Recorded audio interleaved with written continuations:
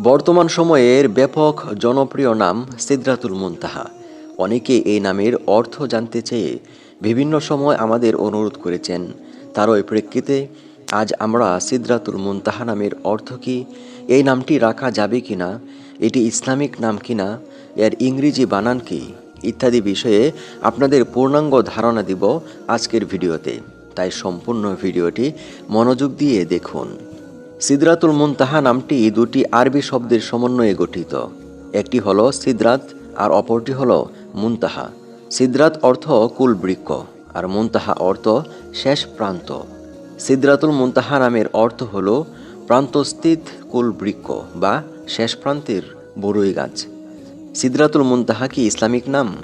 হ্যাঁ, সিদরাতুল মুনতাহা নামটি একটি ইসলামিক নাম।